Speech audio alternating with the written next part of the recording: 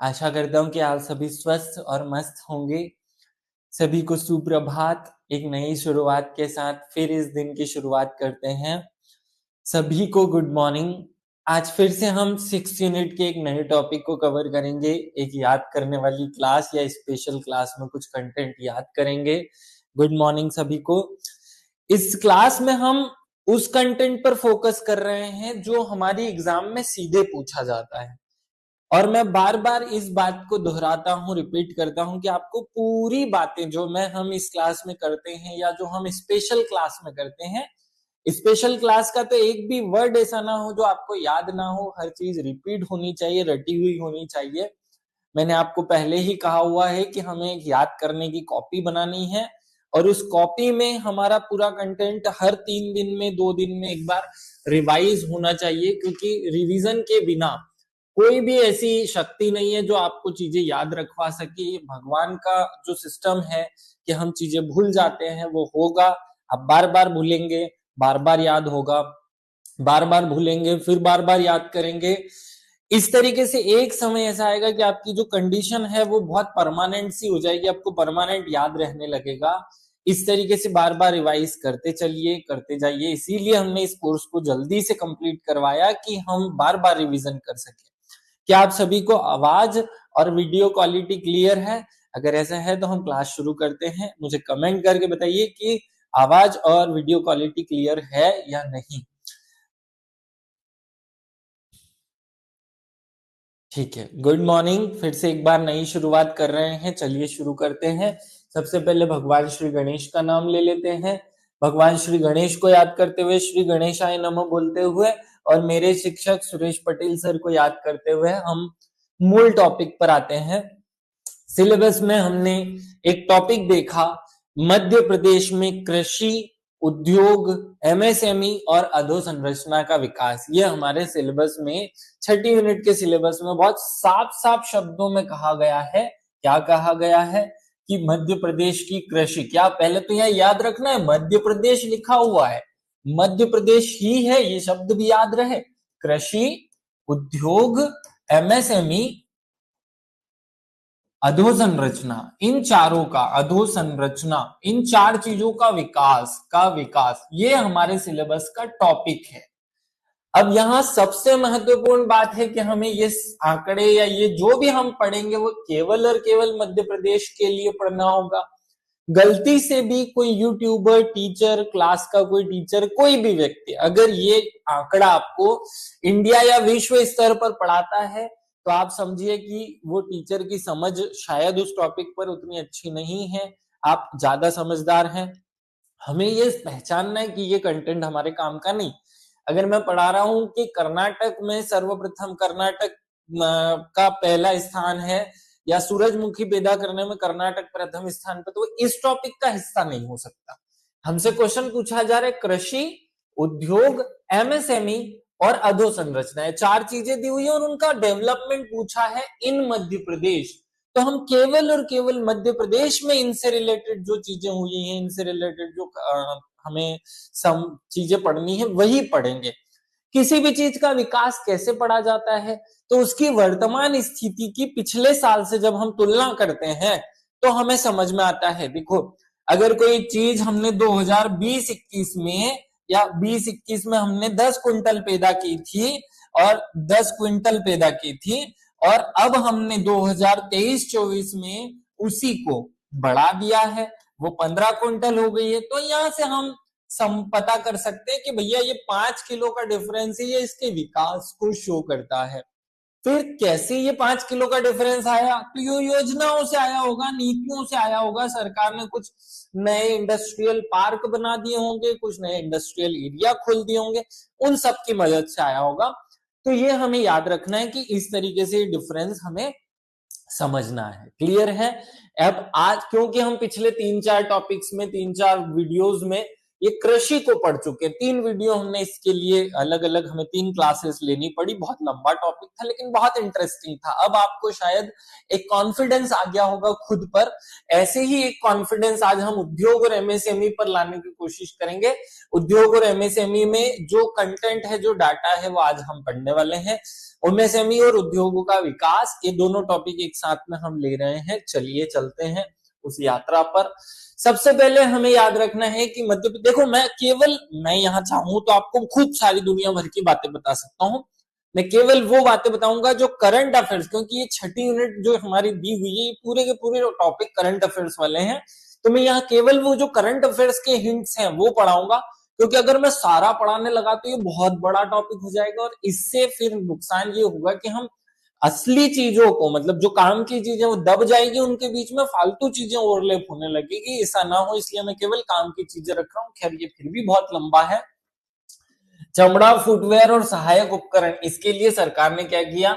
औद्योगिक क्षेत्र सीतापुर चरण 2 में मेगा चमड़ा, फुटवेयर और सहायक उपकरण समूह की स्थापना का अधोसंरचना कार्य प्रगति पर है। क्वेश्चन 2 तरीके से बन सकता है। चमड़ा, फुटवेयर और सहायक उपकरण के लिए अधोसंरचना निर्माण या के लिए इंडस्ट्रियल जो क्षेत्र है वो कहाँ बनाया गया है? आंसर होगा सीतापुर में। कहाँ होगा? सीतापुर में। ये एक पहला क्वेश्चन हो सकता है। फिर दूसरा कि 2023-24 के दौरान चमड़े के लिए समर्पित औद्योगिक क्षेत्र कौन सा है? सीतापुर। किस क्षेत्र को डेवलप किया गया? ऐसे कोई छोटे छोटे प्रश्न पूछ सकता है। फार्मास्यूटिकल के लिए हमने कौन से एरिया को दिया? तो भारत सरकार ने रसायन एवं उर्वरक मंत्रालय, अब ये देखो, ये भी काम की बात है। रसायन एवं उर्वरक मंत्रालय ने 2022 में मध्य प्रदेश में मेडिकल डिवाइस पार्क की स्थापना को मंजूरी दी थी और हमने जो उज्जैन का विक्रम उद्योगपुरी है, उज्जैन, उसमें इसकी स्थापना का कार्य शुरू कर दिया है, लगभग स्थापित हो भी चुका है। फिर 2 तरीके के प्रश्न, किसकी स्वीकृति से? तो यहाँ कृषि मत लिखना, रसायन एवं उर्वरक मंत्रालय की सहमति से या उनकी परमिशन से ये पार्क स्थापित किया जा रहा है, ये पहला प्रश्न है। जो अभी एक जो में टेक्निकल एग्जाम होता है एमपीपीएससी का, उसमें पूछा गया है कहाँ स्थापित किया जा रहा है मेडिकल डिवाइस पार्क? तो विक्रम उद्योगपुरी में। तीसरा प्रश्न, विक्रम उद्योगपुरी कहाँ पर स्थापित है या कहाँ है, या विक्रम औद्योगिक क्षेत्र कहाँ पर है? तो उज्जैन में है। तो इस तरीके के घुमावदार प्रश्न हमें बहुत आसान सा भाषा में याद रखने, समझने हैं। आगे बढ़ते हैं। अब हम मूल पॉइंट पे आते हैं। ये 2 विशेष बातें मैंने आपको पहले बता दी ताकि आपका दिमाग सेट हो जाए, वहां से शुरू नहीं करना था। मैंने इसलिए 2 बातें बता दी ताकि इस क्लास में आप थोड़ा कंफर्टेबल हो जाए। अब आंकड़ों पर आते हैं। शुरू से धनाक से आते से ही मैं एक आंकड़ा फेंक दूं आपके दिमाग पर तो थोड़ा सा गड़बड़ होती है। आंकड़ा यहां से शुरू करते हैं।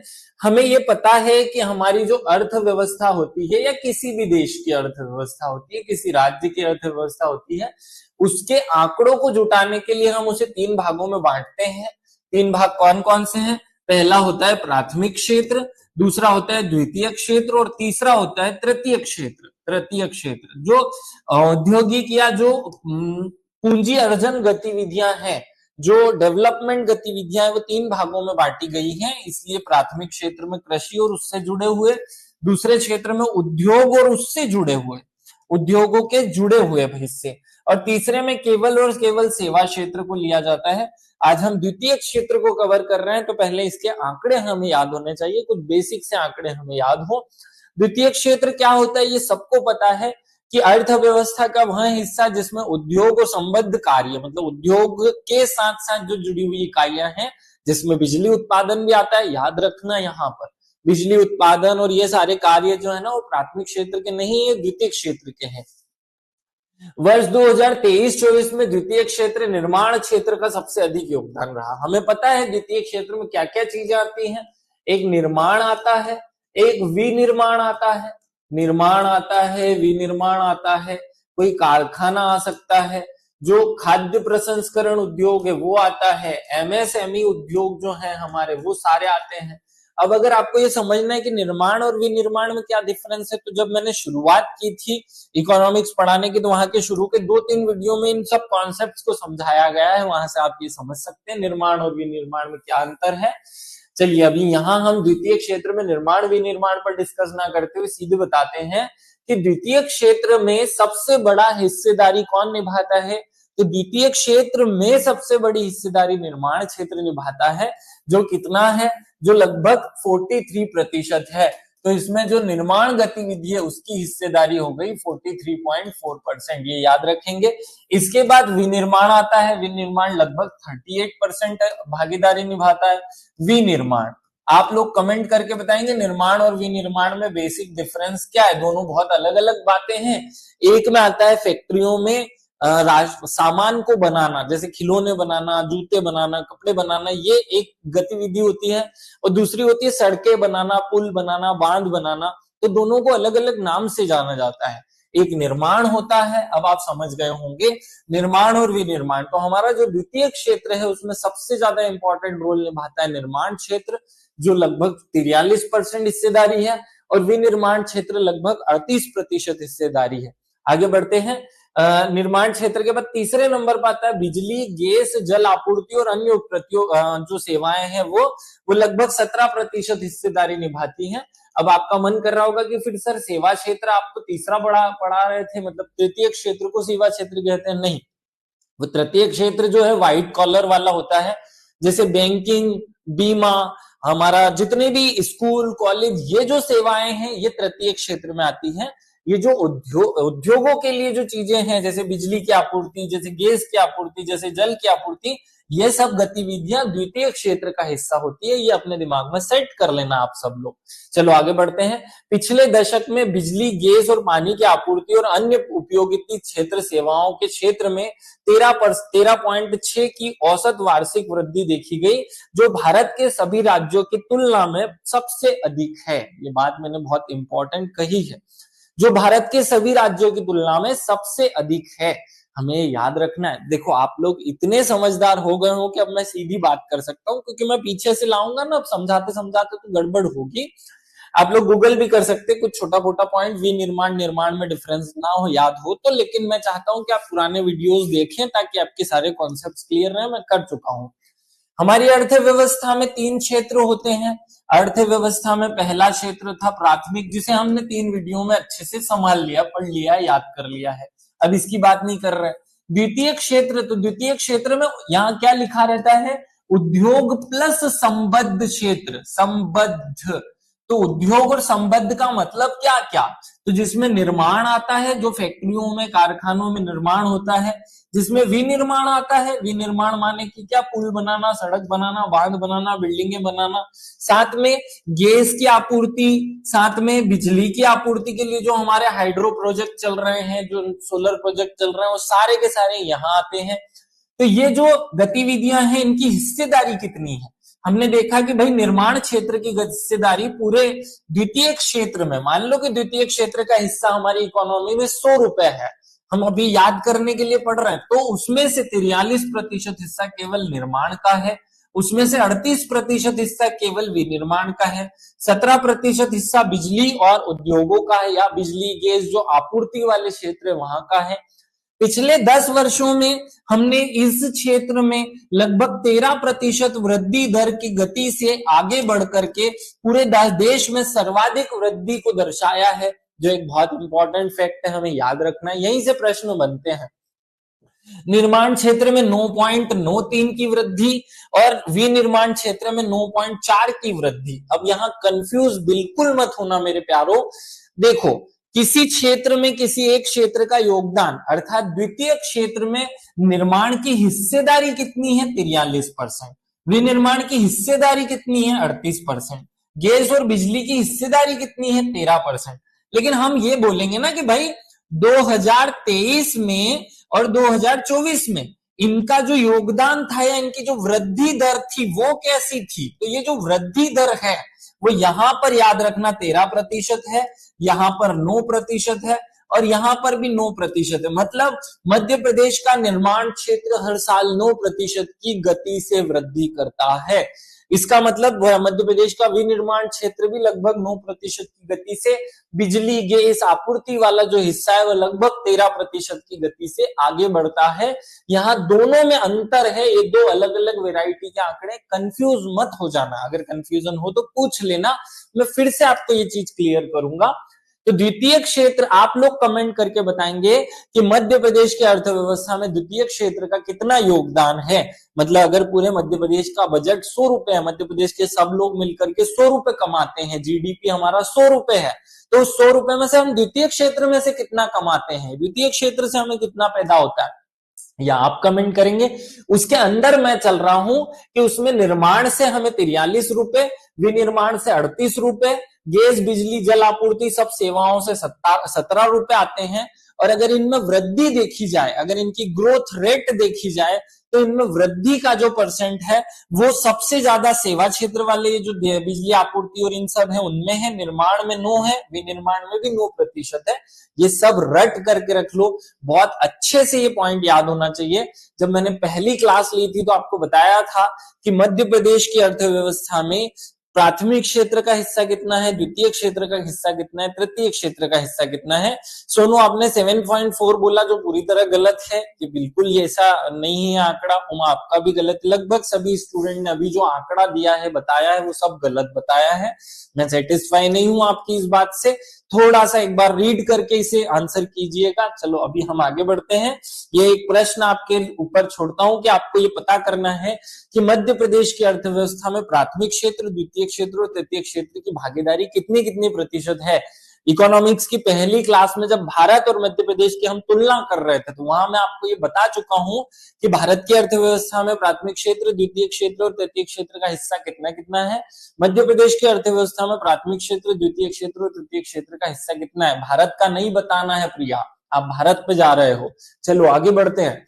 अब हम असली मूवमेंट्स पर आते हैं कि जो हमें सीधे तौर पर याद करने रहेंगे। चलिए याद करने वाले हिस्से पर आते हैं। मध्य प्रदेश में उद्योगों का विकास कैसे होता है, किसी का भी विकास नीतियों से। किससे होता है, नीतियों के माध्यम से, योजनाओं के माध्यम से, नए नए संस्था, नए नए औद्योगिक क्षेत्र बना देने से। तो वो हमें याद रखना है। आईटी एवं इलेक्ट्रॉनिक्स नीति कब आई मध्य प्रदेश की, 2023 में आई मध्य प्रदेश की। आईटी माने इंफॉर्मेशन टेक्नोलॉजी, और इसको हम हिंदी में कहते हैं सूचना और प्रौद्योगिकी नीति कब बनाई गई मध्य प्रदेश द्वारा। तो मध्य प्रदेश को केवल 2-3 सूचनाएं चाहिए थी, इसलिए उसने 2023 में आईटी जो नीति है वो बना दी। याद रखना, आईटी, इलेक्ट्रॉनिक, सेमीकंडक्टर जैसे उभरते हुए क्षेत्रों की स्थापना के रास्ते खोलने के लिए हमने ये नीति बनाई, और इससे हमारे मध्य प्रदेश में इनके नए नए कारखाने, नए नए उद्योग स्थापित होते जा रहे हैं। चलिए आगे बढ़ते हैं। पिछले 15 वर्षों में किए गए निवेश के साथ साथ उद्योगों की उत्पादकता भी बढ़ रही है। पिछले 1.5 दशक, जब मैं 1.5 दशक शब्द वर्ष बोलूं तो आप याद करेंगे कि 15 वर्ष में, यानी 2007-8 से लेकर 2021-22 के बीच पूंजी निवेश 21.6% की औसत वार्षिक वृद्धि दर और शुद्ध मूल्य वृद्धि 12% की वार्षिक दर से हुई है। एग्जाम में ये प्रश्न सीधे आने के चांस है, अगर अभी नहीं आया तो जरूर मेंस में इस टाइप का एक प्रश्न दे दिया जाएगा। भाई मध्य प्रदेश में पूंजी निवेश की दर क्या है, ये शब्द क्या होता है पूंजी निवेश, भाई समझ लो थोड़ा सा। देखो क्या लिखा, पूंजी निवेश। पूंजी निवेश ये क्या होता है, ये हमारा मध्य प्रदेश है। वैसे मध्य प्रदेश ऐसा गोल गोल नहीं है, मध्य प्रदेश ऐसा है। तो ये जो हमारा प्यारा मध्य प्रदेश है ना, इस मध्य प्रदेश में हम मध्य प्रदेश के लोग तो पैसा डाल ही रहे हैं, कमा रहे हैं, उद्योग खोलते हैं, लेकिन बाहर से जो पैसा आता है, बाहर के लोग जो हमारे मध्य प्रदेश में आकर के कारखाना खोल लेते हैं, विदेशी हो या देश के हो, उसे हम कहते हैं जो पूंजी, जो उन्होंने यहाँ आकर के हमारे मध्य प्रदेश में निवेश कर दिया। निवेश मतलब हमारे मध्य प्रदेश में कारखाने खोलना, संस्थान खोलना, ताकि हमारे मध्य प्रदेश की ग्रोथ हो सके, उसे हम कहते हैं पूंजी निवेश। तो मध्य प्रदेश में जो पूंजी निवेश की दर है वो भारत के सभी राज्यों में सर्वाधिक देखने को मिलती है। मध्य प्रदेश में पिछले 15 सालों में पूंजी निवेश जो है वो 21.6% की वार्षिक औसत वृद्धि दर से बढ़ा है। मतलब ये है कि इस साल अगर हमारे मध्य प्रदेश में 100 रुपए का इन्वेस्टमेंट आता है तो अगले साल 121 रुपए का आएगा, और उसके अगले साल 121 से बढ़कर वो 142 हो जाएगा। इस तरीके से हमारे मध्य प्रदेश में निवेश की जो दर है वो सर्वाधिक है। हमारे यहाँ 21.6% की वृद्धि दर से निवेश प्राप्त होता है। शुद्ध मूल्य वर्धित निवेश देखा जाए तो वो 12.5% के आसपास होता है। केवल ये दो वर्ड्स रट लो, निवेश क्या होता है वो हमें समझ में आ गया। मध्य प्रदेश में निवेश की दर कितनी है ये हमने रट ली। आगे बढ़ते हैं। विनिर्माण क्षेत्र जहां प्रगति कर रहा है, वहीं कारोबारी माहौल ने भी राज्य में 2018 से 2023, ये पिछले 5 सालों का रिपोर्ट कार्ड सरकार दे रही है कि 2018, 19, 20 से लेकर अगर 23 तक के बीच की अवधि की बात की जाए तो हमने कंपनी अधिनियम में बहुत सारे सुधार किए, संशोधन किए। क्वेश्चन सीधा बन सकता है, कंपनी अधिनियम कब आया मध्य प्रदेश का? मध्य प्रदेश कंपनी अधिनियम कब बनाया गया? 2013 में बनाया गया नए तौर पर, ताकि हम नई चीजें कर सकें। कंपनियों के पंजीकरण की वार्षिक औसत वृद्धि, नई नई फैक्ट्रियां खुलने को कहा जाता है कंपनियों का पंजीकरण। क्या कहा जाता है? क्योंकि भाई कोई भी फैक्ट्री खुलेगी तो नई फैक्ट्री खुली तो वो अपना पंजीकरण तो करवाएगी ना, तो वो अपना पंजीकरण जो कराती है वो ध्यान से सुनो। अर्थात हमारे यहाँ नई फैक्ट्री खुलने की दर 11% है। मतलब इस साल अगर मध्य प्रदेश में 100 फैक्ट्रियां हैं तो अगले साल हमारे मध्य प्रदेश में 111 फैक्ट्रियां होंगी। अर्थात मध्य प्रदेश में कंपनियों के इस कंपनी अधिनियम के सुधार कर देने के कारण नई नई कंपनियां खुल रही हैं, जिसमें हमारी वृद्धि दर 11% है। हर साल 11% नई फैक्ट्रियां हमारे मध्य प्रदेश में खुलती है। चलो आगे बढ़ते हैं। जबकि पूरे राष्ट्रीय विकास दर जो है वो 8.8% है। कहा यह जा रहा है कि पूरे भारत में जहां साल भर में 8% नई फैक्ट्रियां खुलती हैं, मतलब अगर पूरे भारत में 100 फैक्ट्री हैं तो अगले साल वो 108 हो जाएंगी। लेकिन मध्य प्रदेश में अगर 100 फैक्ट्री हैं तो वो 111 हो जाएंगी, जो 11% की वृद्धि दर को दर्शाता है। मतलब हमारे मध्य प्रदेश में औद्योगिक विकास की जो दर है, फैक्ट्रियों खुलने की जो रेट है, वो भारत की वृद्धि दर से या भारत में फैक्ट्रियों खुलने की दर से ज्यादा है। याद रखिएगा। प्रदेश की सक्रिय कंपनियों की वार्षिक औसत वृद्धि दर 13.5% है, और जो कि राष्ट्रीय दर से बहुत ज्यादा है, 2 गुनी है। तो ये भी याद रख लो, अगर रख पाओ तो, नहीं रख पाओ तो कोई ज्यादा दिक्कत नहीं है। बहुत सारे डाटा नहीं पढ़ाऊंगा, इतना ही पढ़ाऊंगा, बहुत मोर देन सफिशिएंट हो गया। अब अंदर थोड़ी डिटेल पे बात करना शुरू कर रहा हूं। हमें खैर परसेंटेज दर इसलिए याद करनी है क्योंकि हमने पिछले 4-5 पेपरों का एनालिसिस किया कि एग्जामिनर या एग्जाम में जो पेपर सेटर है वो एक क्वेश्चन वृद्धि दर से कहीं ना कहीं से ढूंढ ढांड के जरूर ला रहा है, इसलिए ये ज्यादा महत्वपूर्ण है। मध्य प्रदेश स्टार्टअप नीति 2022 आई भैया। देखो हम कैसे लिखते हैं, स्टार्ट अप, ये एक शब्द और ये 2 शब्द, तो ये दो शब्दों से मिलकर बना है, स्टार्ट और एक अप, ये 2 शब्द है ना, तो 2 मतलब 22 होता है। तो स्टार्टअप नीति कब आई मध्य प्रदेश की? 2022 में। रख लिया हमने। के लागू होने के बाद, इस नीति के आने के बाद राज्य में स्टार्टअप में 126% की वृद्धि हुई है। बहुत महत्वपूर्ण है ये सब बातें, जो मध्य प्रदेश को देश में एक अलग पृथक स्थान दिलाती है। देखो वैसे मध्य प्रदेश उद्योगों में एक पिछड़ा राज्य था, लेकिन पिछले 10 सालों में हमारी सरकारों ने जो चेंज किया है, जो परिवर्तन लाया है, उससे मध्य प्रदेश एक विकसित राज्य की श्रेणी में आने लगा है। अभी आया नहीं है, प्रोसेस में है, लेकिन इसी समय जो ट्रांजिशन पीरियड होता है वो ज्यादा काम का होता है। तो स्टार्टअप हमने जो है जब से पॉलिसी लाई तब से 126% स्टार्टअप बढ़ गए हैं। इसी अवधि में राज्य में महिलाओं के नेतृत्व वाले स्टार्टअप में 140% की वृद्धि दर्ज की गई। जो मेंस के स्टूडेंट है, जब वो महिलाओं का सशक्तिकरण लिखेंगे और उन्होंने अगर ये बात लिख दी कि स्टार्टअप के खुलने की दर 126% है, लेकिन मध्य प्रदेश में महिलाओं की स्टार्टअप खुलने की दर 140% है, उसमें वो ग्रोथ रेट जो है 140%, तो ये 4 चांद लगा देगा उनके आंसर में। इस टाइप की बातें प्री से लेकर हमें मेंस तक याद रखनी होती है, रट कर रखनी होती है। आप लोग भी कोशिश कीजिएगा। मैं मेंस में फिर से एक बार बताऊंगा, लेकिन ये सब आंकड़े आपको याद रखने हैं। आगे बढ़ते हैं। 2023-24 तक मध्य प्रदेश के मुख्यमंत्री उद्यम क्रांति योजना लाई गई, जिसके तहत 16,041 लाभार्थियों को इतने करोड़ रुपए की राशि का ऋण दिया गया, जिससे नए नए कारखाने खुलने में मदद मिली। तो केवल यहां से ये रट लो कि मुख्यमंत्री उद्यम क्रांति योजना ने 2023-24 में लगभग 16,000 लोगों को फायदा पहुंचाया है। आप लोग कमेंट करके बताएंगे कि मुख्यमंत्री उद्यम क्रांति योजना कब आई थी, इसकी शुरुआत का साल कौन सा था। ये तो क्योंकि मैं करंट अफेयर्स बता रहा हूं इसलिए उसका उस साल का डाटा दे रहा हूं। आपको कमेंट करके बताना है कि ये योजना शुरू कब हुई थी। हिंट दे देता हूं, 2012, 13, 14, 15 आंसर कर सकते हो आप लोग। चलो बताओ जल्दी से और आगे बढ़ते हैं। मध्य प्रदेश के सभी जिलों में हमने एक जिला एक उत्पाद योजना या ओडीओपी योजना लागू की, जिससे अब हर जिले में डेवलपमेंट शुरू हो गया, हर जिले में विकास होने लगा, औद्योगिक विकास।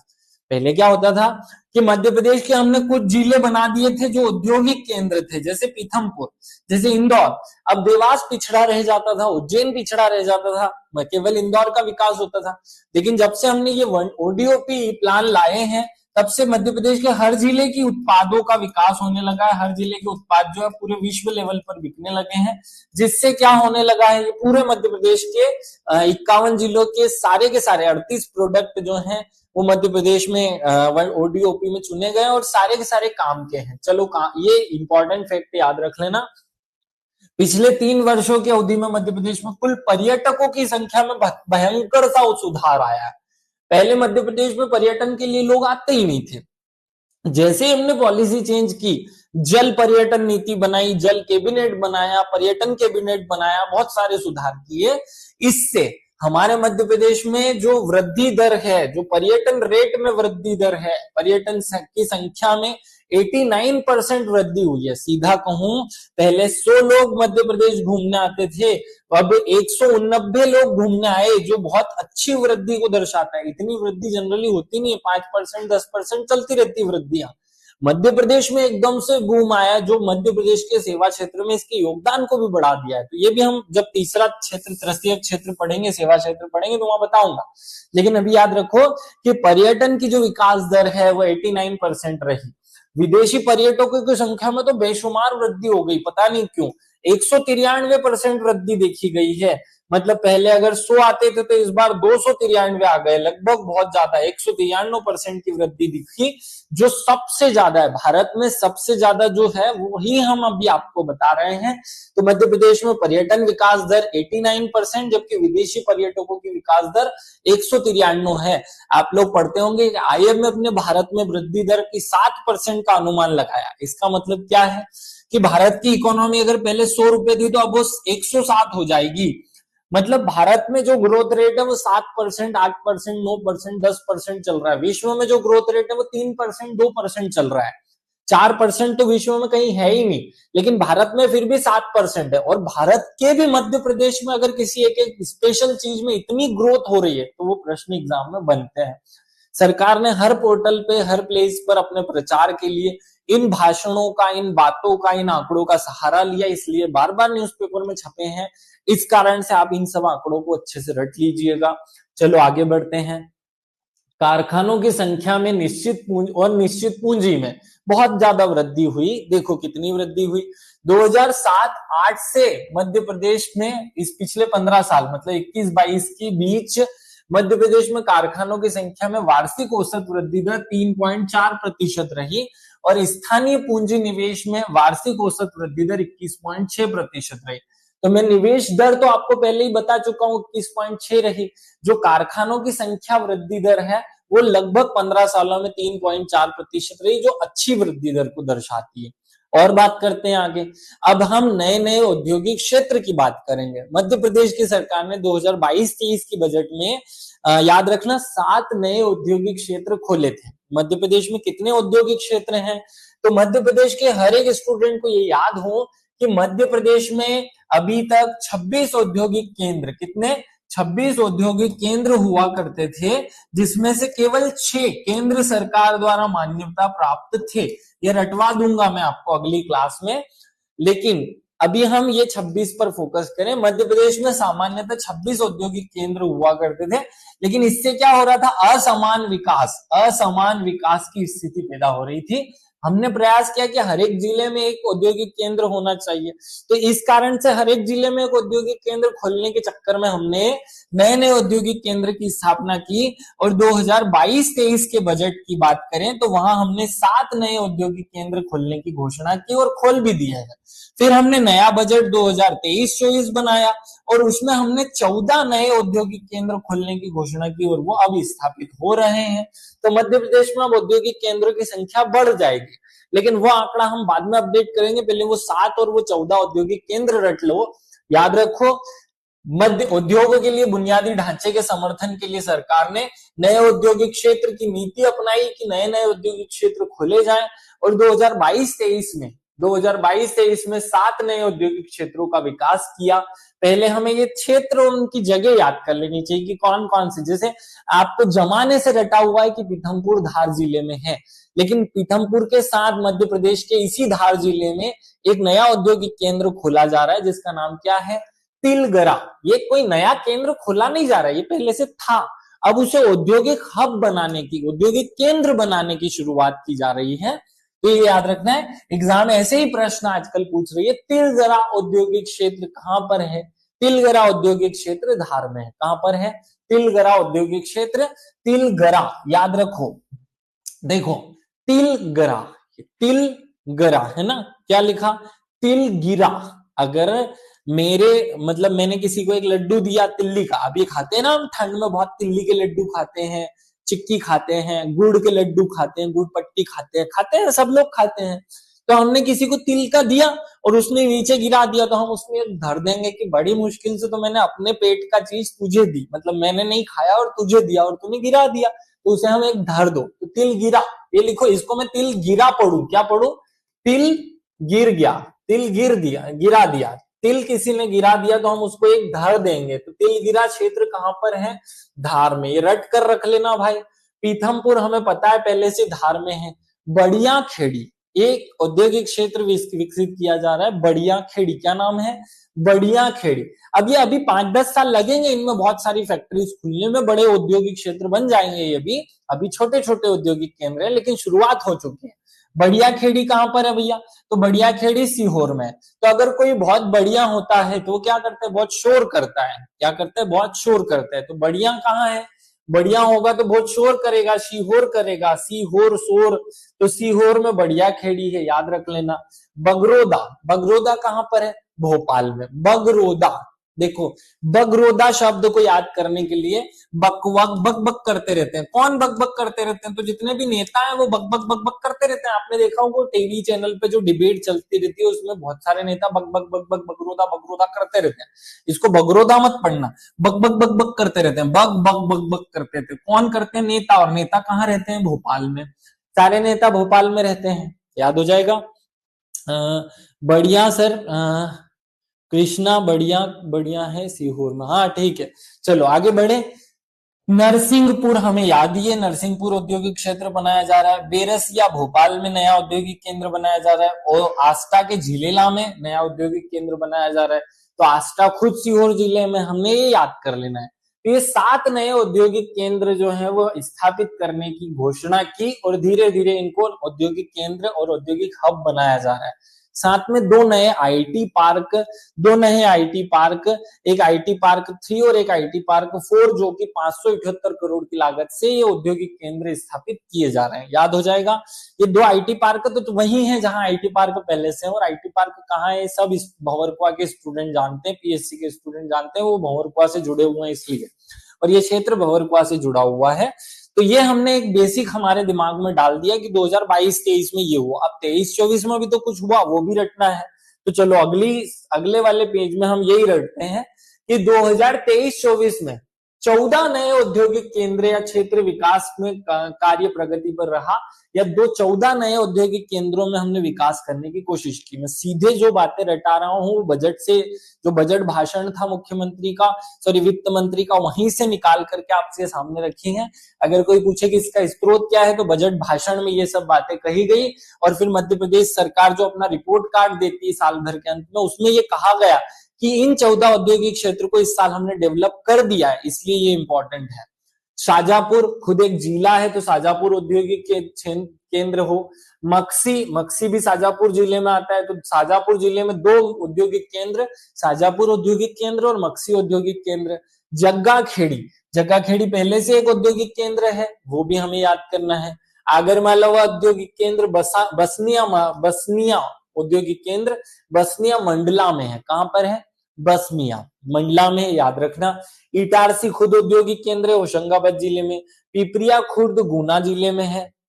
ओरछा औद्योगिक केंद्र, उमरिया के डुगरिया औद्योगिक केंद्र, टिकरिया कटनी में है। दिया पिपारा शहडोल में। आप लोगों ने हो सकता है कि इन जगहों के नाम ही ना सुने हो। 100% मुझे आशा है कि इस क्लास में बैठे हुए 80% लोगों ने नाम ही नहीं सुने होंगे इन क्षेत्रों के, और एग्जामिनर यहीं से क्वेश्चन पूछता है। केवल मऊगंज मत पढ़ो, नया जिला बनाया तो वहां का औद्योगिक क्षेत्र पढ़ लेते हैं हम होशियार बनने के लिए।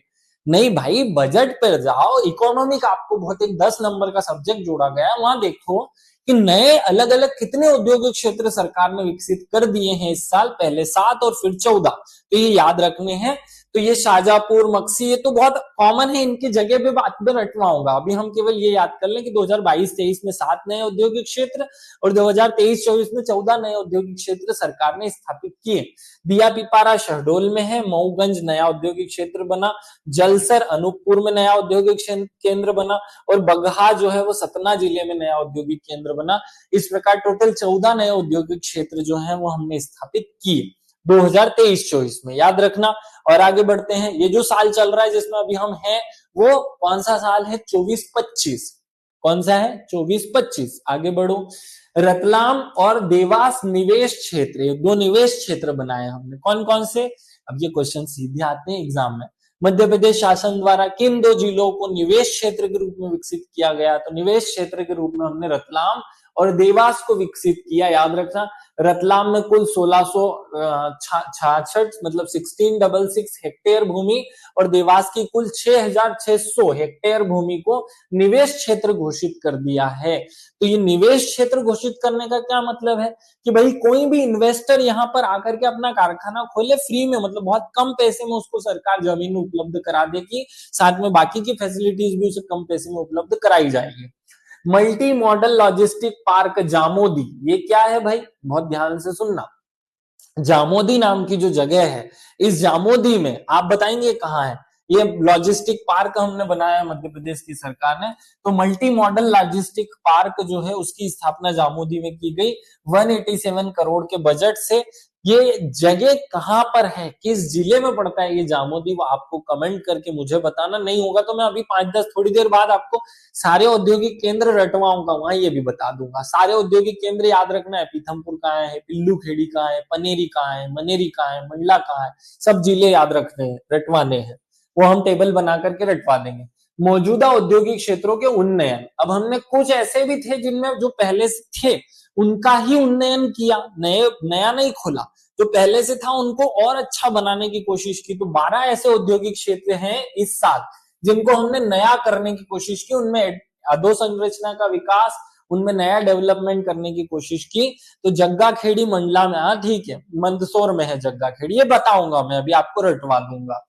पीथमपुर कहां पर है भाई? धार में। इसको हमने और डेवलप किया, यहाँ पर सेज भी बन गया है, यहाँ पर बहुत सारी चीजें भी हैं, टेस्टिंग ट्रैक भी बना दिया एशिया का सबसे बड़ा। मंडीदीप, मनेरी, मालनपुर, बगरोदा, मंडीदीप जलापूर्ति प्रणाली, अचारपुरा, पिल्लू खेड़ी, प्रतापपुरा, हरगढ़, बोरगांव और गुड़ा, ये सब में हमने डेवलपमेंट का काम किया है। ये पहले से औद्योगिक केंद्र थे, इनमें और नए नई फैसिलिटीज जोड़ने का काम इस साल सरकार ने किया। केवल नाम सुन लो, डिटेल पे मत जाओ, डिटेल पे मैं बाद में ले चलूंगा।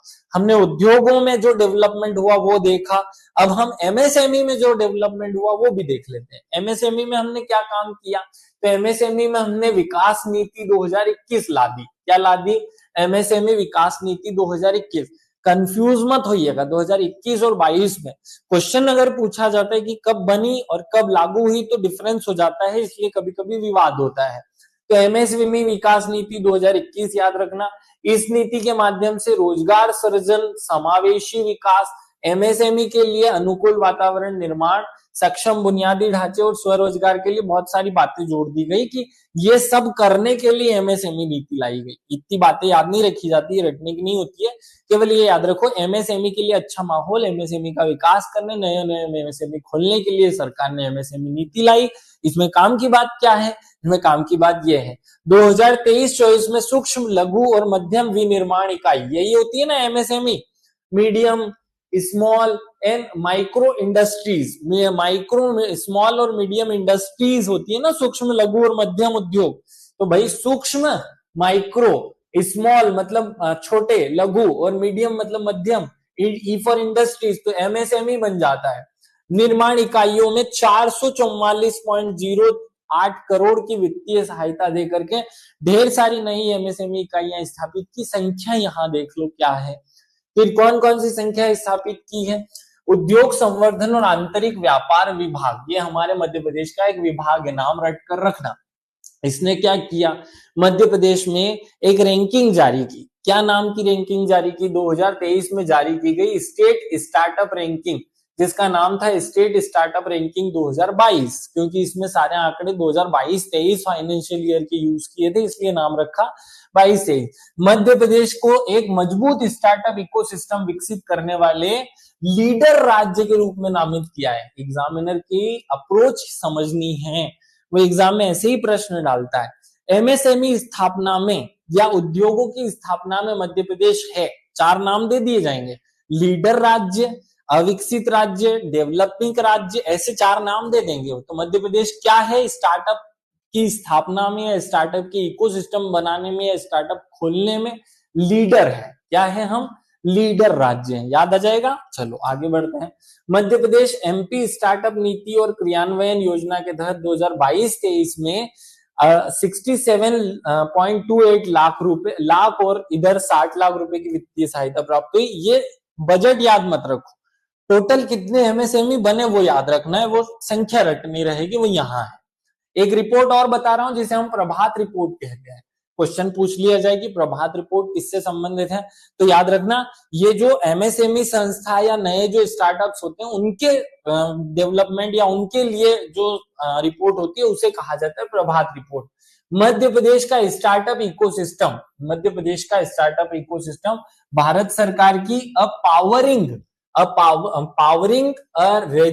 रेजिलियंट एंड एंजॉयल Bharat for the advancement of visionary startups, इस नाम से, इतना बड़ा नाम है, इस प्रभात का फुल फॉर्म है, ये पूरा याद मत रखो। P for powering, P for powering, A for advancement, एंजॉयल, ऐसा बहुत सारे शब्द हैं, वो याद मत रखो, केवल एक शब्द याद रख लो, प्रभाव रिपोर्ट। क्या नाम है? प्रभाव रिपोर्ट 2023। तो ये प्रभाव रिपोर्ट किससे संबंधित है? सीधा प्रश्न। ये एमएसएमई और स्टार्टअप जो संख्या होती है, स्टार्टअप की जो स्थिति होती है उसको प्रेजेंट करने वाली रिपोर्ट है। ये क्या कहती है? मध्य प्रदेश में पंजीकृत स्टार्टअप की संख्या अकेले वर्ष 2021-22 में 65% और पिछले 6 वर्षों में 71% की औसत वृद्धि दर से बढ़ी है, जो भारत में सर्वाधिक है। देखो बहुत काम की बात है। प्रभाव नाम का एक रिपोर्ट सरकार ने प्रस्तुत किया और ये रिपोर्ट कहता है कि मध्य प्रदेश में जो स्टार्टअप हैं उनमें 21-22 में तो हमने 65% की ग्रोथ दी, मतलब नए स्टार्टअप खूब खुले मध्य प्रदेश में, 65% नए स्टार्टअप खुले। 2022-23 की 21-22 का आंकड़ा दे दिया उसने और कहा कि साथ में पिछले 6 वर्ष का अगर औसत निकालो तो 71% की वृद्धि दर हमें दिखाई देती है, जो बहुत अच्छी वृद्धि दर को या सबसे बेस्ट वृद्धि दर को दर्शाती है। शीर्ष प्रदर्शन करने वाले शहरों में इंदौर, जबलपुर और भोपाल रहे, तीनों के नाम याद रखना है। फिर उसने जबलपुर के बारे में कहा कि जबलपुर तो एक अजीबोगरीब जिला रहा, क्योंकि बाकी सब जिलों में तो एक ग्रोथ रेट धीरे धीरे बढ़ता हुआ नजर आ रहा है, जबलपुर में तो यहां से सीधा यहां पहुंचने की स्थिति बनी। कैसे? जबलपुर में 2021 में 140% नए स्टार्टअप खुले हैं। वृद्धि दर जो है वो जबलपुर जिले में 2021 में से 22 में 140% की वृद्धि दर के साथ मान्यता प्राप्त स्टार्टअप की संख्या में तीव्र वृद्धि देखी गई है। बहुत ज्यादा इंपॉर्टेंट ये बातें मैं आपको बता रहा हूं, सबकी सब रट करके रखनी है। औद्योगिक केंद्र के और उनके जिले के नाम मैं खुद रटवा दूंगा, आप टेंशन मत लो, लेकिन अभी मैं क्रम नहीं बिगाड़ना चाहता, बीच में रटने से क्या टाइम और वो क्रम बिगड़ जाएगा, तो वो नहीं बिगड़े। और आगे बढ़ते हैं। अगर हम मध्य प्रदेश के स्टार्टअप का ग्रोथ रेट देखना चाहें तो इस चार्ट से समझ सकते हैं। यहाँ देखो 2016 में हमारे यहाँ 0.1 के, यहां पर थोड़ा सा आगे बढ़ोगे तो 17 में जब ये स्थिति बढ़ी तो 0.13 के, फिर यहां और आगे देखो इस ग्राफ, ऐसे भले ही संख्या मत याद रखो, संख्या याद रहेगी भी नहीं। हम 2016 में जमीन पर टिके हुए थे, 2017 में थोड़ा सा ऊपर उठे, 2018 में थोड़ा और ऊपर उठे, और फिर 19 से उड़ना शुरू किया हमने। देखो ये जमीन से बहुत ऊपर उठ चुके हैं, फिर यहाँ जमीन से और ज्यादा ऊपर उठे, और ज्यादा ऊपर उठे, यहाँ और ज्यादा ऊपर उठे, और यहाँ के बाद देखो ये चार्ट ऐसे जाना चाहिए था, लेकिन ये एकदम से ग्रोथ को दिखाता है। तो 2023 में हमने लगभग 4000 नए, ये 4.0 के लिखा हुआ है, तो जहां 2018 में 1000 स्टार्टअप भी नहीं खुलते थे साल भर में, हमने 2023-24 में 4000 से ज्यादा नए स्टार्टअप खोल दिए, जो मध्य प्रदेश में स्टार्टअप के ग्रोथ रेट को भयंकर उछाल वाला ग्रोथ रेट बता करके लीडर स्टेट का दर्जा दिलाता है। कौन सा स्टेट? Leader state. आपने टाइगर स्टेट सुना होगा, आपने सोया स्टेट सुना होगा, आपने हृदय प्रदेश सुना होगा, लेकिन ये एक नया आंकड़ा मैं आपको रटवा रहा हूं, नया वर्ड में रटवा रहा हूं। स्टार्टअप की शुरुआत करने में मध्य प्रदेश लीडर स्टेट है। कौन सा स्टेट है? Leader state. ठीक है, लीडर किसे कहा जाता है? जो सबसे आगे रहता है ग्रोथ रेट में। तो ग्रोथ रेट में टोटल संख्या में तो अभी हम पीछे हैं, लेकिन ग्रोथ रेट का परसेंटेज वृद्धि में, हर साल नए खुलने की जो दर है उसमें हम सबसे आगे हैं, ये याद रखना। चलो आगे बढ़े। अगर इसको हम थोड़ा सा और अच्छे से समझना चाहें तो कि किस क्षेत्र में कितने प्रतिशत स्टार्टअप खोले जा रहे हैं, तो मध्य प्रदेश में सर्वाधिक स्टार्टअप कौन से क्षेत्र में खोले गए? यहाँ दिखाई दे रहा होगा ये 26%। तो मध्य प्रदेश में जो सर्वाधिक स्टार्टअप खोले गए वो आईटी सेक्टर में खोले गए, सर्वाधिक आईटी सेक्टर के 26% स्टार्टअप है। फिर थोड़ा सा नीचे आओ, यहां पर आते हैं तो एग्रीकल्चर में हमारे यहाँ दूसरे नंबर पर सर्वाधिक स्टार्टअप है। तो हमारे यहाँ सर्वाधिक स्टार्टअप दो क्षेत्रों में खोले गए, एक आईटी सेक्टर में और दूसरे हमने देखा कि एग्रीकल्चर क्षेत्र में हमने नए नए स्टार्टअप किए। तीसरा हेल्थ, क्योंकि मध्य प्रदेश में मेडिकल डिवाइस पार्क और मेडिकल जो हब है वो बनाया जा रहा है, इसलिए मध्य प्रदेश में लगभग 20% जो स्टार्टअप है वो आपको हेल्थ सेक्टर में देखने को मिलेंगे। तो 3 याद रख लो केवल। मध्य प्रदेश में सर्वाधिक स्टार्टअप कहां खोले जा रहे हैं? तो आईटी क्षेत्र में। कितने? टोटल स्टार्टअप्स का 26%। फिर एग्रीकल्चर क्षेत्र में 22% है हम। फिर और थोड़ा आगे बढ़ो तो हमारा जो हेल्थ एंड इंफ्रास्ट्रक्चर वाला, हेल्थ का इंफ्रास्ट्रक्चर है, उसमें हमने लगभग 20% वृद्धि की है। ये 3 याद रख लो। एजुकेशन में भी हमने लगभग बहुत अच्छी वृद्धि की, 16%, और कंस्ट्रक्शन में भी हमने 16% वृद्धि की। सारा मत रटो, लेकिन कम से कम शुरुआत के 3 नाम याद रख लो। आईटी क्षेत्र 26%, एग्रीकल्चर में 22%, और जो तीसरा क्षेत्र हेल्थ एंड इंफ्रास्ट्रक्चर, उसमें हमने 20% के नए स्टार्टअप, या टोटल स्टार्टअप में से 20% स्टार्टअप तो केवल हेल्थ से संबंधित है, 22% है जो स्टार्टअप है वो तो केवल एग्रीकल्चर से संबंधित है, जो बहुत काम का डाटा है। और आगे बढ़ते हैं। रिपोर्ट, वो जो प्रभाव रिपोर्ट है उसी की बात चल रही है। प्रभाव रिपोर्ट पूरे भारत के लिए आती है, जिसमें मध्य प्रदेश को कैलकुलेट नहीं किया जाता, अलग अलग क्षेत्र बांटे जाते हैं, लेकिन राज्यों का भी वर्णन उसमें होता है। तो रिपोर्ट में मध्य प्रदेश और छत्तीसगढ़, इन दोनों को एक साथ में देश के मध्य क्षेत्र का, मध्य का क्षेत्र के रूप में या मध्य क्षेत्र के रूप में नाम दिया गया, या मध्य क्षेत्र का नाम देकर के उसकी बातें कही गई। तो यहां कहा गया है कि मध्य क्षेत्र में कुल स्टार्टअप, मध्य क्षेत्र में कुल स्टार्टअप में 80% हिस्सेदारी तो मध्य प्रदेश की है, और केवल 20% हिस्सेदारी जो है वो छत्तीसगढ़ की है। तो मतलब पूरे मध्य वाले भारत में जो स्टार्टअप खुल रहे हैं उसमें 80% स्टार्टअप मध्य प्रदेश में और 20% स्टार्टअप जो है वो छत्तीसगढ़ में खुले। इस क्षेत्र में महिलाओं के नेतृत्व वाले स्टार्टअप में पिछले 2 वर्षों में औसतन 52% की वृद्धि हुई है, भले ही मत याद रखो। मध्य क्षेत्र में 4900 स्टार्टअप 2022 में से 2204 स्टार्टअप महिलाओं के द्वारा खोले गए, तो जो बहुत अच्छी स्थिति को दर्शाता है। मतलब ये कि आधे से ज्यादा स्टार्टअप तो केवल महिलाएं खोल रही है, मतलब महिलाओं द्वारा खोले गए जो स्टार्टअप है उनकी औसत वृद्धि जो है 52% है। रिपोर्ट के अनुसार राज्य में स्टार्टअप 2016 से 2023 के बीच की अवधि 40,000 से अधिक लोगों को रोजगार प्रदान किया गया। हो सकता है कि आप लोगों का माथा खराब हो जाए कि यार डीसी सर आप ये बताओ कि हमको टॉपिक पढ़ाया जा रहा है मध्य प्रदेश में उद्योग, और मध्य प्रदेश के उद्योग में आप ये पता ही नहीं कौन कौन से परसेंटेज ग्रोथ पढ़ा रहे हो। हम तो आज तक हम जो उद्योग पढ़ते थे वहां तो हम ये पढ़ते थे कि मध्य प्रदेश में फलाना उद्योग है, ढेमका उद्योग है, शक्कर उद्योग कुछ समय खोला गया, सीमेंट उद्योग इस जगह जगह खोला गया, ऐसा हम पढ़ते थे। नहीं भाई, जब हम बात करें कि जियोग्राफी का डाटा, जब हम देखो उद्योग नाम का जो विषय है ना वो जियोग्राफी का है। उद्योग में मतलब जियोग्राफी का जो एक कंटेंट है या एक सब्जेक्ट आता है उद्योग, वहां पढ़ा जाता है।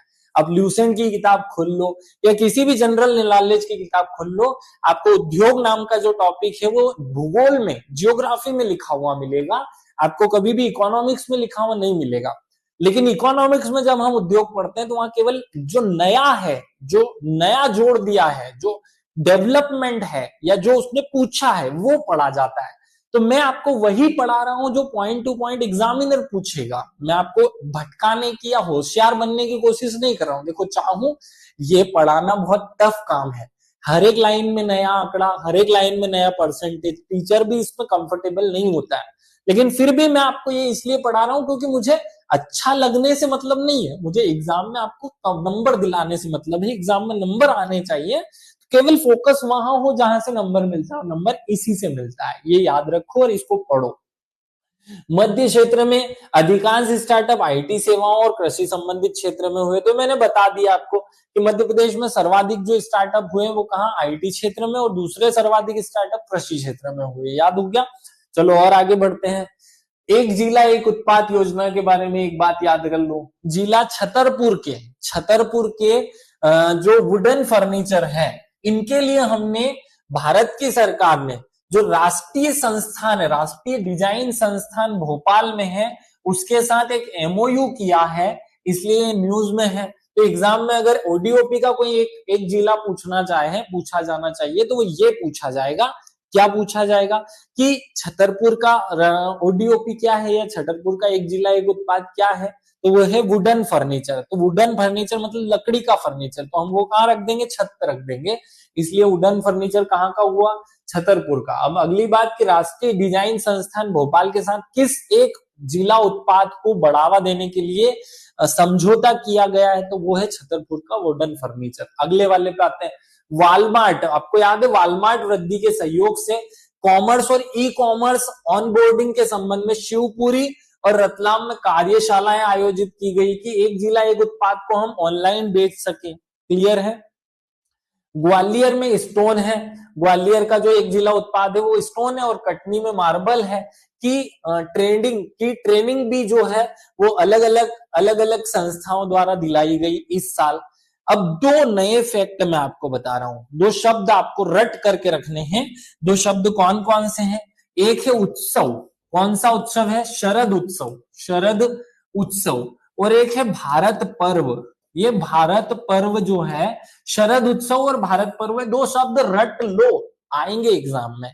शरद पर्व कहाँ आयोजित किया गया? दिल्ली में। भारत पर्व कहाँ आयोजित किया गया? दिल्ली के भारत मंडपम में। ये दोनों के दोनों दिल्ली में हुए। लेकिन हमारे मध्य प्रदेश में क्या काम हुआ? 30 से 10 जनवरी 2024 तक भारत मंडपम प्रगति मैदान दिल्ली में आयोजित शरद उत्सव। ये क्या है? शरद उत्सव। यहाँ थोड़ा सा दब सकता है, ये हो सकता है आपको ये दिख नहीं रहा हो। शरद उत्सव एवं 23 से 31 जनवरी 2024 तक कर्तव्य पथ नई दिल्ली में आयोजित भारत पर्व में मध्य प्रदेश के जो एक जिला एक उत्पाद है उन सबको प्रदर्शित किया गया था।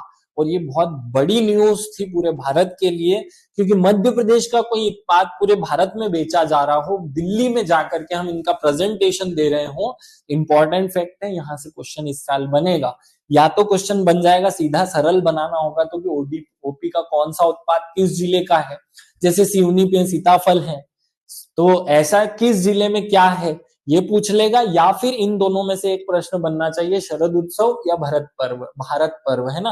भारत पर्व या भरत पर्व कहाँ आयोजित किया गया? तो ये भारत पर्व जो है ये कहाँ आयोजित किया गया? नई दिल्ली कर्तव्य पद और पथ और शरद उत्सव प्रगति मैदान या भारत मंडपम। आगे बढ़े, चलो आगे बढ़ते हैं। एमएसएमई विभाग मध्य प्रदेश सरकार, मार्च 2024 के कुछ आंकड़े हैं अपने सामने, आंकड़े देख लो भैया। एमएसएमई, राज्य के एमएसएमई में 97.7 सूक्ष्म 2%, लघु और ये जो है 0.7% मध्यम इकाइयां बनी। ये क्या है? ये जो आंकड़ा मैंने आपके सामने रख दिया क्या है? बहुत आंकड़े पढ़ा रहे हो सर, थोड़ा डिटेल में बताओ। देखो एमएसएमई क्या है? एमएसएमई, ई का तो कोई मतलब नहीं है, लेकिन ये 3 अलग अलग प्रकार के फैक्ट्रियां होती हैं। ये जियोग्राफी वाले टीचर ने आपको पढ़ाया होगा कि एम में माने कि कितने रुपए का इन्वेस्टमेंट होगा तो उसे एम कहेंगे। एम माने माइक्रो, एस माने स्मॉल और एम माने मीडियम। सूक्ष्म, मध्य, सूक्ष्म, लघु और मध्यम उद्योग। तो सूक्ष्म किसे कहते हैं, मध्यम किसे कहते हैं, लघु किसे कहते हैं, जियोग्राफी में पढ़ना आप, मैं नहीं पढ़ा रहा हूं, टाइम वेस्ट होगा। लेकिन इस साल इस मंत्रालय की मार्च की रिपोर्ट के हिसाब से कहा जा रहा है कि एमएसएमई में हमने सबसे ज्यादा सूक्ष्म 97.7% कारखाने जो है वो सूक्ष्म खोले। मतलब सूक्ष्म की संख्या कितनी थी टोटल में? 97%। सूक्ष्म के बाद आता है लघु, लघु कितने खोले हमने? 2%। ये लघु कितने खोले? 2.2%। और मध्यम कितने खोले? 0.15%। ये याद रखना, उसकी रिपोर्ट है मार्च 2024 में। भारत सरकार का ये जो मध्य प्रदेश सरकार का जो एमएसएमई डिपार्टमेंट है वो इस रिपोर्ट को जारी कर रहा है कि हमारे यहाँ टोटल जो उद्योग है उनमें बाइफरकेशन इस तरीके का है। चलो आगे बढ़ो, फिर इसी पॉइंट को थोड़ा और डिटेल में जाते हैं। एमएसएमई के बुनियादी ढांचे का समर्थन, एमएसएमई विभाग द्वारा अब तक कुल 208 औद्योगिक क्षेत्र स्थापित किए जा चुके हैं। ध्यान से सुनना, अगर हम औद्योगिक केंद्र की बात करें तो अभी हमारे मध्य प्रदेश में औद्योगिक केंद्रों की संख्या 26 है। सरकार ने 22-23 में 7 नए खोले और 23-24 में 14 नए खोले। लेकिन अभी क्योंकि वो सरकार के पूर्ण औद्योगिक केंद्र बने नहीं है, इसलिए अभी औद्योगिक केंद्र की संख्या जब पूछी जाएगी तो आप 26 ही बताएंगे। लेकिन एमएसएमई के जो औद्योगिक केंद्र उनकी संख्या मध्य प्रदेश में बहुत ज्यादा है। मध्य प्रदेश में 208 नए उद्योग पहले से ही औद्योगिक क्षेत्र हैं ये हैं। एमएसएमई के औद्योगिक क्षेत्र अलग होते हैं और जो औद्योगिक केंद्र होते हैं वो अलग होते हैं। औद्योगिक केंद्र में बड़े बड़े कारखाने खुलते हैं, एमएसएमई के औद्योगिक केंद्र में छोटे छोटे कारखाने खुलते हैं। समझ गए? 2023-24 में राज्य क्लस्टर योजना, कौन सी योजना? राज्य क्लस्टर योजना के तहत 9 क्लस्टर्स, 4 शासकीय और 5 निजी भूमि पर विकसित करने की अनुमति मिली थी। मतलब कितने क्लस्टर विकसित करने हैं? 9। इन क्लस्टरों में लगभग 365 औद्योगिक क्षेत्र। क्लस्टर क्या होता है भैया? क्लस्टर होता है, देखो ध्यान से सुनना, एक फैक्ट्री में कपड़े बनते हैं, कपड़े बनते हैं, लेकिन कपड़ा क्या एक ही पूरी फैक्ट्री बना देगी? नहीं। धागा कहीं एक फैक्ट्री में बनेगा, उस धागे से कपड़ा कहीं एक फैक्ट्री में होगा, उसमें कलर किसी एक फैक्ट्री में होगा, फिर उसकी सिलाई कटाई किसी एक दूसरी फैक्ट्री में होगी, फिर उसमें जो बटन वटन और जो एम्ब्रॉयडरी करने का काम है वो किसी तीसरे प्लेस पे होगा। तो ये जो एक पूरी चेन बनी है, इस पूरी चेन को हम कहते हैं क्लस्टर।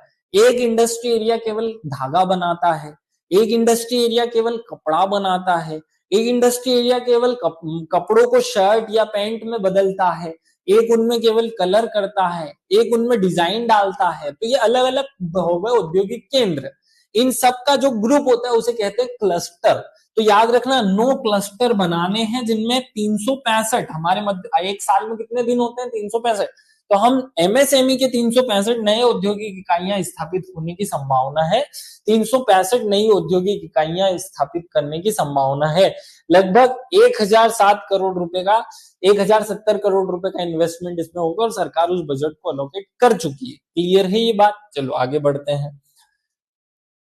अब यहां आ जाओ, पारंपरिक उद्योग क्या होता है? देखो हमने 2 चीजें पढ़ ली, उद्योग पढ़ लिया, एमएसएमई पढ़ लिया। इनमें छुपी हुई कुछ बातें हैं जैसे पारंपरिक उद्योग, वो भी समझ लो। खादी एवं ग्राम उद्योग प्रधानमंत्री रोजगार सृजन कार्यक्रम, ये याद रखना। यह हमने रोज जो खादी के वस्त्र होते हैं या जो परंपरागत उद्योग होते हैं, जो गांव के उद्योग होते हैं, ग्रामोद्योग कहा जाता है, उनको सहारा देने के लिए, उनको बढ़ावा देने के लिए प्रधानमंत्री रोजगार सृजन कार्यक्रम लाए। इस योजना के तहत 2022-23 में लघु कुटीर उद्योगों की स्थापना के लिए 1861 इकाइयां स्थापित की गई। तो आंकड़ा फांकड़ा रटने की कोशिश मत करना, केवल और केवल ये याद कर लो कि मध्य प्रदेश में भारत में लघु और कुटीर उद्योगों की स्थापना के लिए कौन सी योजना चल रही है, प्रधानमंत्री रोजगार सृजन कार्यक्रम, और वो कब बनी थी ये आप कमेंट करके बताना। चलो आगे बढ़ते हैं, खादी एवं ग्राम उद्योग उत्पाद पे आते हैं। यहाँ काम की बातें शुरू होती हैं।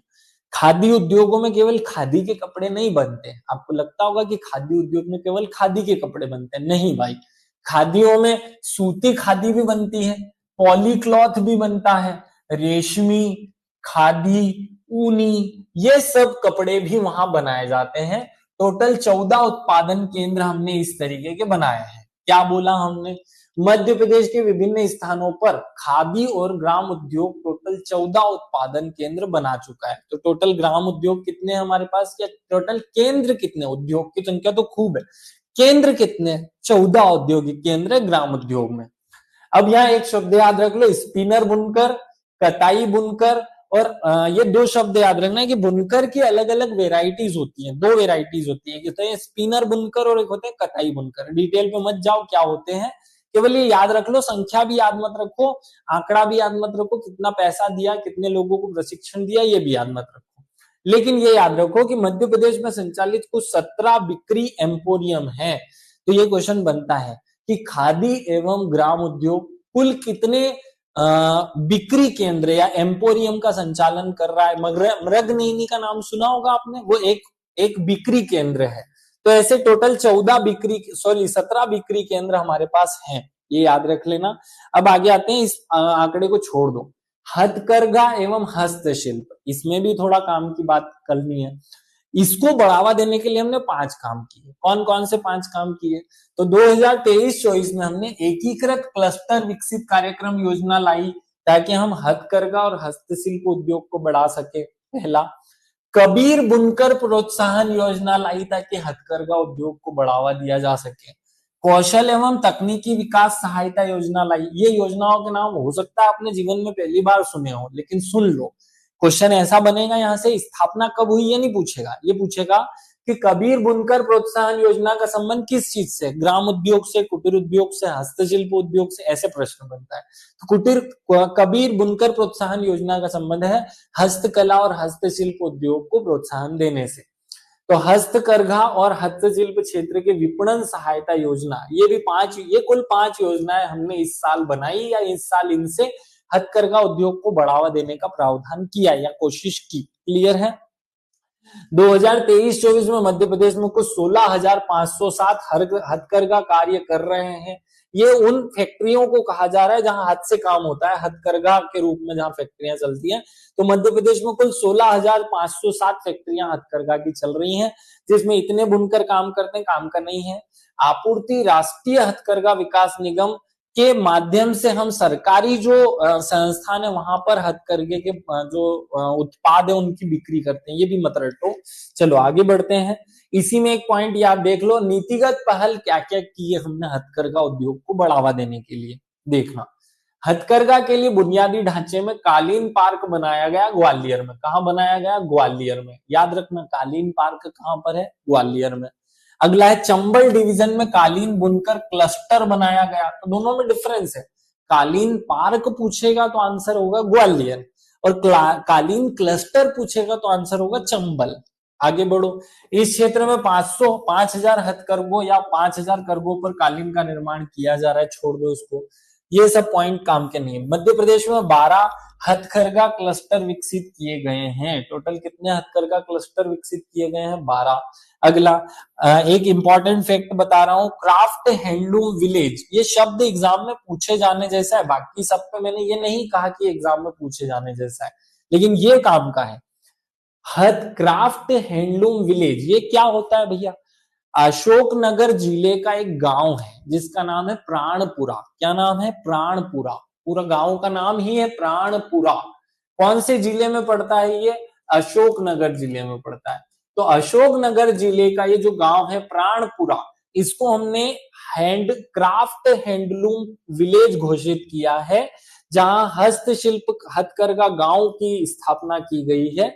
यहाँ हाथ से बहुत सारे कारखाने कर चलते हैं, या हाथ से बनाए जाने वाले जो प्रोडक्ट हैं उनके लिए बहुत सारे कारखाने चलते हैं। एक और फैक्ट है इसी में रट लो, पर्यटन के साथ शिल्प संवर्धन, पर्यटन के साथ शिल्प संवर्धन की एकीकृत करने के लिए पूरे भारत में कुल 8 शिल्प हथकरघा गांव बनाए गए। सोचो, पूरे भारत में 8 ऐसे गांव विकसित किए गए हैं जब दो एक साथ काम हो, लोग पर्यटन के लिए घूमने भी चले जाएं और साथ में वहां हैंडलूम के जो प्रोडक्ट हैं उनका निर्माण भी किया जाता हो। तो पूरे भारत में केवल 8 है, और उसमें से एक मध्य प्रदेश में है जिसका नाम है प्रताप। प्राणपुरा जो है वो अशोकनगर का, याद रहेगा ये पॉइंट, याद रखना। प्राणपुरा इंपॉर्टेंट फैक्ट है। रेशम उत्पादन की थोड़ी सी बात कर लो। मध्य प्रदेश के कितने जिलों में रेशम उत्पादन होता है? तो मध्य प्रदेश के 44 जिलों में रेशम उत्पादन होता है। कितने जिलों में? 44 जिलों में। 2023-24 में इतने किलो मालबरी कोया और टसर कोया ये सब छोड़ो, ये आपको आएगा नहीं। ध्यान से मैं जो अगली बात बता रहा हूं वो सुनो। रेशम 5 प्रकार का होता है। कितने प्रकार का होता है? 5 प्रकार का।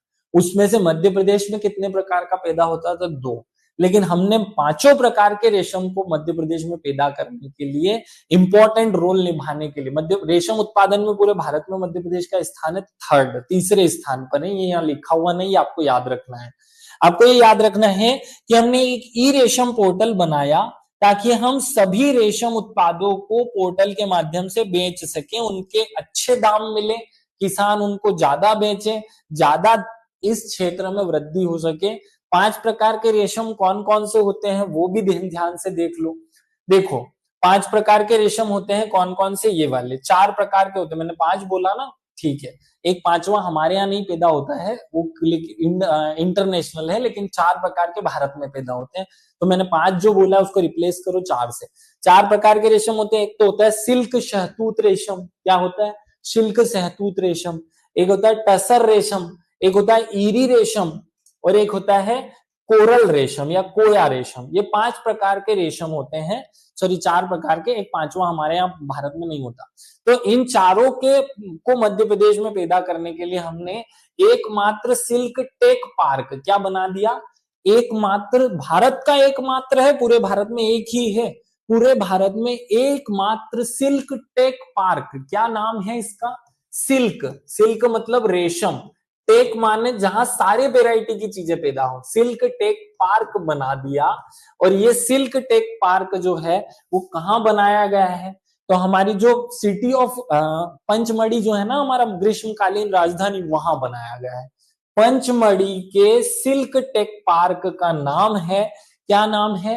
Madhya Pradesh silk tech park, जहां सब वेराइटी के रेशम का उत्पादन होता है। एक बात आपने खूब रट ली। दूसरी बहुत अच्छी बात और रटो। सिल्क फेडरेशन ने राजकीय महिला पॉलिटेक्निक कॉलेज के साथ समझौता किया। क्यों समझौता किया? कि मध्य प्रदेश के जो रेशम के कपड़े हैं उनमें हम ऊपर से जो एम्ब्रॉयडरी करते हैं, जो डिजाइन बनाते हैं, जो चित्रकारी करते हैं, वो अच्छी हो। वो कौन कौन सी चित्रकारी करने के लिए समझौता हुआ? तो उड़ीसा का पट्टा चित्रकारी होगी अब मध्य प्रदेश के कपड़ों पर, गोंड चित्रकारी होगी, भील चित्रकारी होगी, और हैंड पेंटिंग आदि के माध्यम से रेशम के कपड़ों को और अच्छा बनाया जाएगा। ये 3 क्वेश्चन बनने के लायक हैं कि नहीं?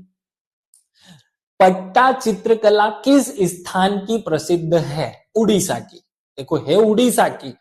पूछे एमपीपीएससी में प्रश्न तो हमें घबराना नहीं है, क्योंकि ये चीज हुई ना। मध्य प्रदेश की सरकार ने एक कॉलेज के साथ समझौता किया कि भाई हम मध्य प्रदेश में जो रेशम का कपड़ा पैदा करते हैं वो हमें कम रेट में बेचना पड़ता है, हम उसे ज्यादा रेट में बेचना चाहते हैं, तो क्या करें? तो फिर उसके ऊपर अच्छे अच्छे एम्ब्रॉयडरी कर लो, चित्र वित्र बना दो, डिजाइन फिजाइन बना दो। कौन कौन सी 3 डिजाइनें बनाई जाएंगी? तो उड़ीसा की पट्टा चित्र, गोंड कला और भील जो चित्र होते हैं वो चित्र बनाए जाएंगे। और ये तीनों एग्जाम में आने की कोशिश करेंगे कि भील चित्रकला में कौन कौन सी चीजें बनाई जाती है, गोंड चित्रकला में किस चीज के चित्र बनाए जाते हैं। एग्जाम में पिछले 2023 में नोहडोरा आ ही चुका है। नोहडोरा गोंड और बेगा दोनों का चित्र है, याद रखना। तो यहाँ डिटेल में हम जब जनजाति पढ़ेंगे तो मैं इनके बारे में डिटेल बता दूंगा। ये टॉपिक थोड़ा सा लंबा खिंच गया है, कोई बात नहीं, अगले 5 मिनट बाद आपकी फिर से एक क्लास शुरू होगी जिसमें हम इन्हीं कंटेंट को याद करने वाले हैं। चलिए, मतलब एक विशेष टॉपिक सिलेक्ट करके उसको याद करेंगे। सभी को विशेष रूप से धन्यवाद। जय हिंद, जय भारत, भारत माता की जय। उद्योग और एमएसएमई क्षेत्र पूरा कंप्लीट हुआ आपका। इसको अच्छे से, इसमें से जो जो डाटा मैंने याद करवाया है वो अच्छे से रट लीजिएगा, याद कर लीजिएगा। Thank you. जय हिंद, जय भारत, भारत माता की जय।